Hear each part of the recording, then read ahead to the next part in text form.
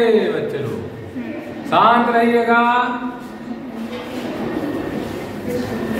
Start करते हैं physics का दूसरा लेक्चर, जिसमें हम लोग पढ़ेंगे कूलाम का नियम और कूलाम के नियम से रिलेटेड कुछ न्यूमेरिकल्स। कल हमने जैसा कि आपको बताया था कि आवेश, वैद्युत आवेश क्या होता है, कितने प्रकार का होता है। तो वैद्युत आवेश हमने बताया था विद्युत का वह गुण जो वैद्युत एवं चुंबकीय गुण उत्पन्न करता है, वैद्युत आवेश कहलाता है। वैद्युत आवेश दो प्रकार का होता है, धनावेश और ऋणावेश। ठीक है, अब इसमें हमने ये बताया था कुछ इनके गुण। अगर सजातीय आवेश हैं यानी समान प्रकार के आवेश होते हैं तो एक दूसरे को प्रतिकर्षित करते हैं, लेकिन विपरीत प्रकार के आवेश एक दूसरे को आकर्षित करते हैं। और हमने बताया था किसी भी वस्तु को आवेशित करना है तो एक वस्तु को दूसरी वस्तु से रगड़ते हैं। रगड़ने से क्या होता है, इलेक्ट्रॉनों का स्थानांतरण के फलस्वरूप वस्तुएं क्या हो जाती हैं, चार्ज हो जाती हैं यानी आवेशित हो जाती हैं। इसके बाद हम लोग आज पढ़ेंगे कूलाम का नियम।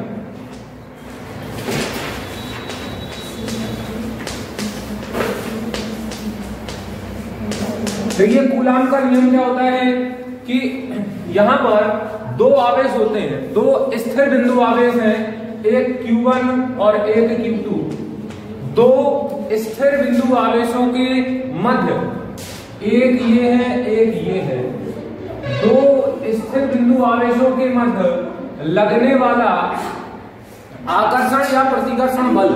देखिए दो स्थिर बिंदु आवेश है, एक Q1 है और एक Q2 है, ये परस्पर r दूरी पर स्थित है। तब इनके मध्य क्या लगेगा, या तो आकर्षण बल लग सकता है या प्रतिकर्षण बल लग सकता है। तो ये आकर्षण या प्रतिकर्षण बल ये किसके समानुपाती होता है, इन दोनों आवेशों के गुणनफल के समानुपाती। और ये इनके बीच की दूरी के r के वर्ग के व्युत्क्रमानुपाती होता है। इसको सम्मिलित रूप से लिख दिया जाए तो F is proportional Q1 Q2 upon में R स्क्वायर। तो यहां से F बराबर, जब प्रोपोर्शनल हटाएंगे तो एक बराबर का चिन्ह आ जाएगा। तो बराबर में हम लोग को क्या लिख देंगे, एक कांस्टेंट यानी नियतांक आ जाएगा, स्मॉल k लिख सकते हो, Q1 Q2 अपॉन में R स्क्वायर। जहां k बराबर k नियतांक है, इसको k की जगह पे हम लोग लिखते हैं 1 अपॉन में 4 पाई एप्सिलॉन नॉट k। ये ध्यान रखना, ये स्मॉल k है और ये कैपिटल K है। इसका मान क्या होता है बताएंगे। F इज इक्वल 1 अपॉन में 4 पाई epsilon not k Q1 Q2 upon में R स्क्वायर। ये आपका कूलाम का नियम का सूत्र हो गया। चलिए यहां लिख दे रहा है, अगर में दिख रहा है तो F proportional Q1 Q2 upon में R स्क्वायर। तो F प्रोपोर्शनल हटाएंगे तो एक नियतांक आएगा small k Q1 Q2 upon में R स्क्वायर। और इस स्मॉल k का मान 1 अपॉन में 4 पाई एप्सिलॉन नॉट k होता है। तो F इज इक्वल टू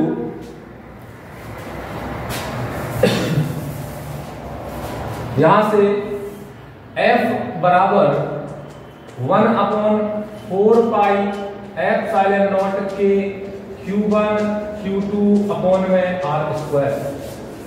ये आपका क्या हो जाएगा, कूलाम का नियम हो जाएगा। तो यहां पर अब डेफिनेशन इसकी कूलाम के नियम की क्या हो जाएगी कि दो स्थिर बिंदु आवेशों के मध्य लगने वाला आकर्षण या प्रतिकर्षण बल दोनों आवेशों के गुणनफल के समानुपाती एवं इनके बीच की दूरी के वर्ग के व्युत्क्रमानुपाती होता है। यह कूलाम का नियम है। इस कूलाम के नियम से हम लोग F proportional Q1 Q2 upon में R स्क्वायर रखा है। प्रोपोर्शनल हटाएंगे, कांस्टेंट आ जाएगा Q1 Q2 अपॉन में R स्क्वायर। ये कांस्टेंट आ जाएगा, इस कांस्टेंट का मान होता है 1 upon 4 pi epsilon not k Q1 Q2 upon में R स्क्वायर। इसके बाद हम लोग ने ये जो फॉर्मूला आया है उसमें क्या चीज क्या है हम देख रहे हैं। ये के जो है इसको हम कहते हैं माध्यम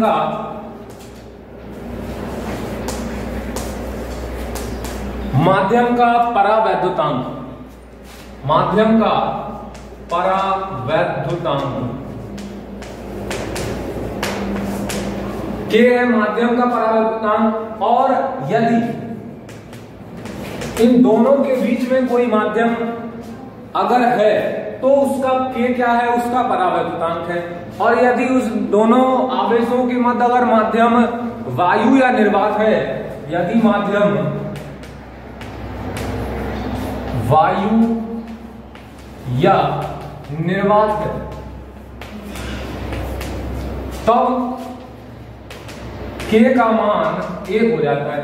और बाकी अन्य माध्यम के लिए के का मान हमेशा 1 से अधिक होता है।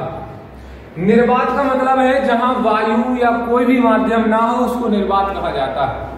तो वायु हो या निर्वात हो तब उसके के का मान कितना हो जाएगा, 1 हो जाएगा। तो F is equal to 1/4 pi epsilon nought Q1 Q2 upon में R स्क्वायर। तो ये आपका क्या बन जाएगा, कूलाम का नियम का फार्मूला बन जाएगा। ठीक है। अच्छा, अब चूंकि F के लिए बताया गया है तो F क्या होती है, एक सदिश राशि होती है। तो कूलाम के नियम को सदिश रूप में भी लिखना है। तो सदिश रूप में लिखने का क्या तरीका है, देखिए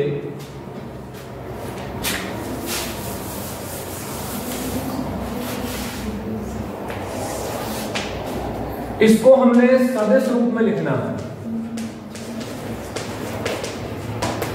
तो सदिश रूप में हम लोग क्या लिख देंगे, वेक्टर लगा देंगे। F वेक्टर बराबर 1/4 pi epsilon nought Q1 Q2 upon में R स्क्वायर। और ये R का जो है ना वो R कैप कर दिया जाता है, यानी R कैप क्या है, ये एकांक सदिश है।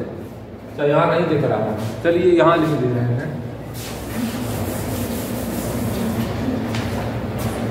अभी F वेक्टर को हम लोग किस में F को किस में लिखना है, इसको सदिश रूप में लिखना है।